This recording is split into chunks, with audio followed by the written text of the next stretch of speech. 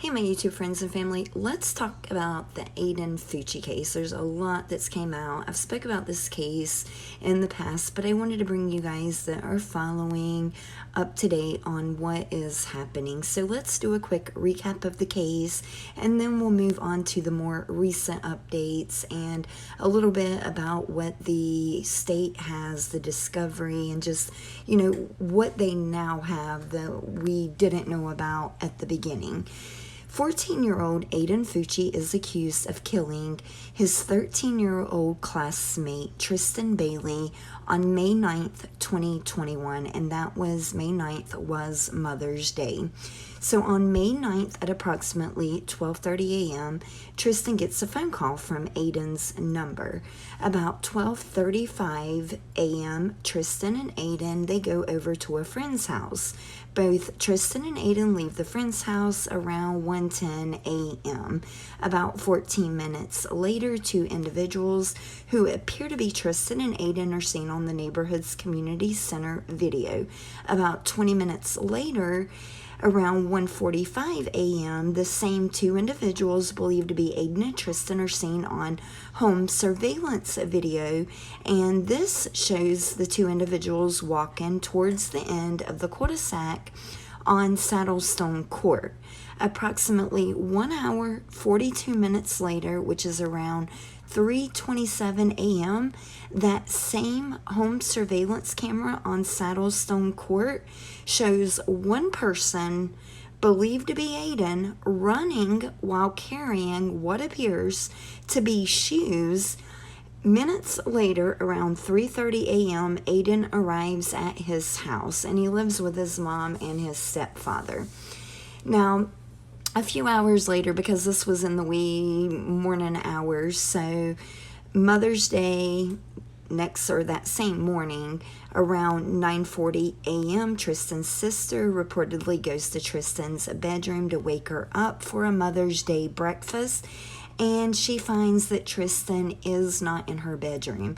The family calls 911 approximately 20 minutes later, so around 10 o'clock a.m., they call 911 to report Tristyn missing.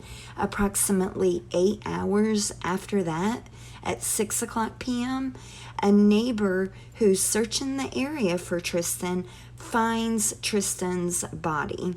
And I'm going to go ahead and throw in a disclaimer here, because here's where it gets graphic. According to the medical examiner, Tristyn's cause of death was sharp force trauma by stabbing. The autopsy revealed that Tristyn had been stabbed and cut 114 times in her head, neck, shoulders, arms, hands, and her back. Tristyn had defensive wounds. I think they said there were 49 of those 114 were defensive wounds. Tristyn fought for her life. Investigators did recover what they believed to be the murder weapon, which was a folding buck knife. It was found in a pond near Tristyn's body. Now, Tristyn's body was found in the woods, but there was a retention pond nearby, and that's where that buck knife was found. And that buck knife, it was missing the tip, which medical examiners found lodged in Tristyn's scalp.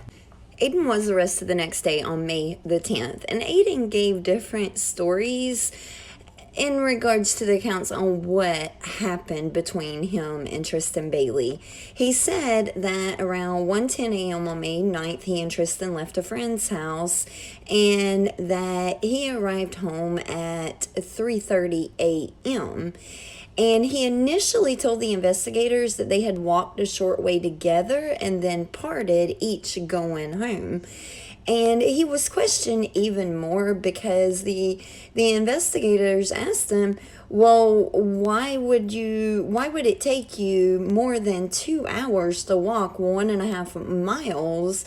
So Aiden changed his story yet again, and Aiden said that during the walk, Tristyn grabbed at his private parts and that he responded by shoving her, and that she fell down and hit her head, and he walked away, he said. He said he did not know if Tristyn got back up or not, that he walked around a while by himself after this happened. And let's not forget the infamous Snapchat photo that Aiden posted as he was sitting inside the police cruiser that said, and I'm going to quote, "Hey guys, has anybody seen Tristyn lately?" So that's what he posted to his Snapchat with that caption. Again, as he is sitting, Aiden is sitting in the back of a police cruiser. But let's move on. So Aiden and his parents are at the sheriff's office, and the investigators, they revealed to Aiden that Tristyn's body had been found at the end of the cul-de-sac near her house. And do you know what Aiden said? And I'm going to quote again. Aiden said, "How is that my problem?" What is wrong with this kid?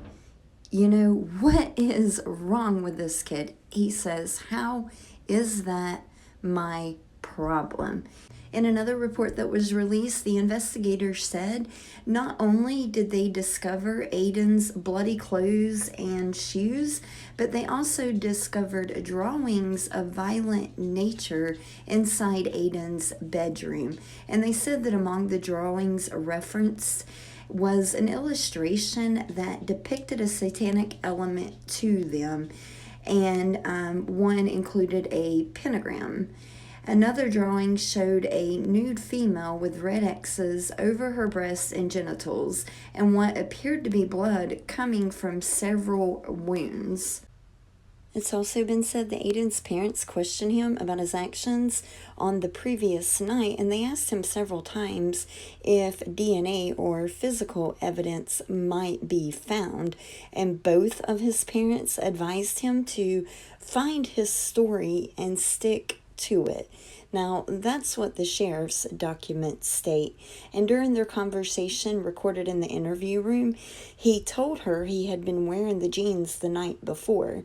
And his mom asked him if there was anything on them and clarified in a whisper, "blood." She then suggested to him that he had been wearing khakis rather than the blue jeans and added, "right?"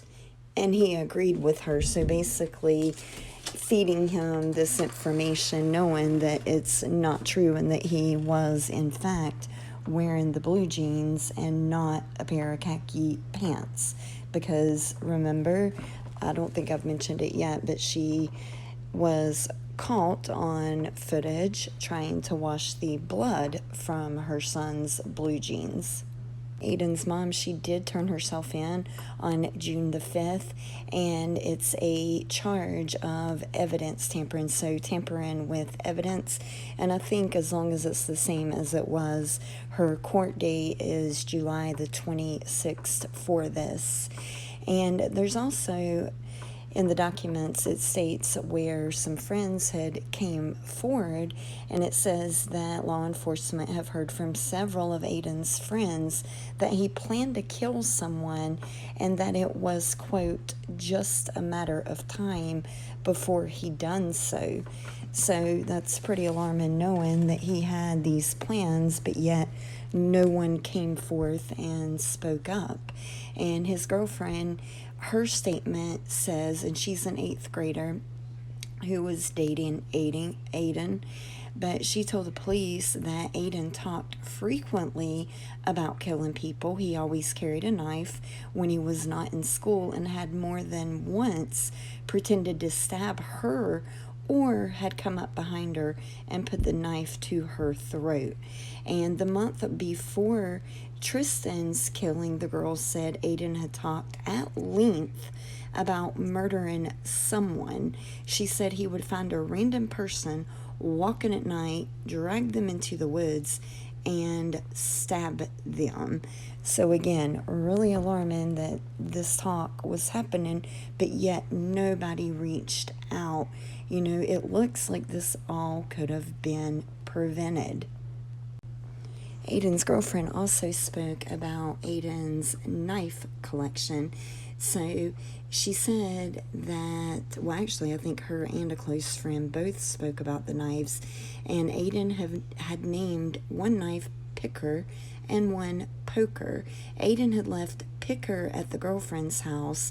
A knife matching the description of Poker, which was a folding buck knife, was recovered by a diver in the pond near where Tristyn's body was found.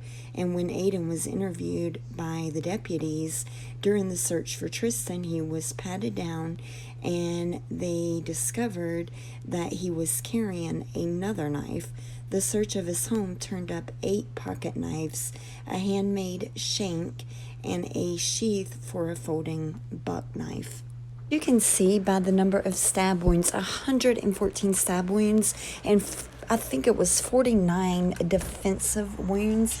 But not only that, the word karma was also scribbled in blue ink on Tristyn's left ankle, and her right ankle was also, it had a happy face on it, and the report does not specify who wrote on her body, but it does mention that her thighs and calves had smudged palm prints of dried blood. So this was obviously premeditated. He spoke to friends, his girlfriend, about killing someone, and this happens. In the sheer number of times that he stabbed her, there's no way that it's not premeditated.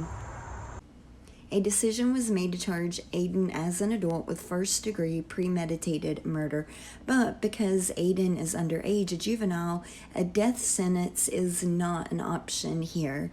The charge does carry a maximum penalty of life in prison, and we also know, I think it was on June the 3rd, that Aiden entered a plea of not guilty. Basically, if convicted, Aiden, he'll serve or get a sentence of life in prison, but he will get a review in 25 years, meaning that at that 25-year mark, the judge can take a number of things into consideration, factors. For example, the family, he could see if the family or victim's family objects, or if the defendant still is a threat to the community, just things like that. The judge will take those into consideration and decide from there. But from my understanding, regardless of what the judge decides at that 25-year mark, the individual, Aiden in this case, would still serve a minimum of 40 years at the absolute minimum. So we could maximum life in prison, or the minimum for life in prison, from my understanding, which is 40 years. And hopefully I'm not confusing everyone. But if I'm incorrect about any of this information, please comment below and I will pin it. But from what I've been able to look through, and I did look at the Florida law, it does look like that 25-year mark, Aiden will get a review if he's convicted in Tristyn's murder, and that he will get that review in 25 years. And then again, at that time, the judge can decide whether he wants to modify that life sentence. But regardless, Aiden will serve that 40-year minimum. But let's move on to the discovery, or some of what they have in the discovery. Discovery includes names of 154 potential witnesses. The witnesses include law enforcement from the St. Johns County Sheriff's Office and Florida Department of Law Enforcement analysts, people who were present during statements made by Aiden, like his mom, Crystal Smith. And again, she is also facing charges for tampering with evidence, and her court date, if it's remained the same, is July 26th. And then St. Johns County Medical Examiner. The exhibits listed in the state's discovery include audio recordings with Aiden, his mom, and Tristyn's parents, downloaded contents of cell phones for Crystal and Aiden and Jason Fucci, and that is Aiden's father, shoes and t-shirt collected from Aiden, results from the phone subpoenas for Aiden, his father, as well as a person identified as TB. So I'm not certain who that individual is.